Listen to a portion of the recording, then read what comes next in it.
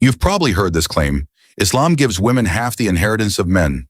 And from that, people conclude, Islam values a woman as half of a man. But is that actually what Islamic inheritance says? Let's begin with something we should never hide. The Qur'an says in Surah An-Nisa, for the male is the share of two females. So yes, when a son and daughter inherit together in that situation, the son receives twice the daughter's share. That's part of Sharia. But here's where the misconception begins. The Qur'an does not say, every woman always inherits half of every man. Islamic inheritance doesn't work like that. In the very same verse, if a person dies leaving children, the deceased's father receives 1/6, and the mother also receives 1/6. Equal shares. And in another situation mentioned in the next verse, a maternal brother and maternal sister can also receive equal shares. There are even inheritance situations recognized in Islamic law where a woman can receive more than a particular male relative, and situations where a woman inherits while a particular male relative does not. So what's actually happening? Islamic inheritance is not calculating someone's human worth.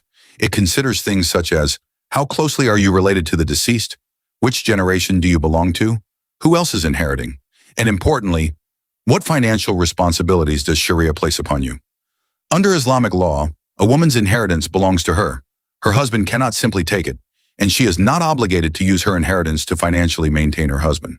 The husband, however, has financial responsibilities toward his wife and children.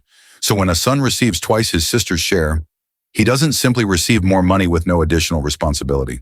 Sharia places financial obligations upon him that it does not place upon her. But here's something even more important. Muslims don't believe these inheritance shares were invented by men trying to decide what seemed fair. The Quran calls them an obligation from Allah and says, surely Allah is all-knowing, all-wise. So as Muslims, we can study the wisdom behind these laws. We can explain their structure, but we don't rewrite Allah's command simply because society changes its definition of fairness. And that brings us back to the original claim. Does Islam sometimes give a woman half the inheritance of a comparable man? Yes, we shouldn't be afraid to say that. But does Islam teach that every woman always receives half of what every man receives? No. And does receiving a different inheritance share mean Allah considers a woman half as valuable as a man? No. Inheritance is about the distribution of wealth and responsibility, not the measurement of human worth. So if someone wants to criticize Islamic inheritance, that's their right. But first, criticize the law that Islam actually teaches, not a slogan about it.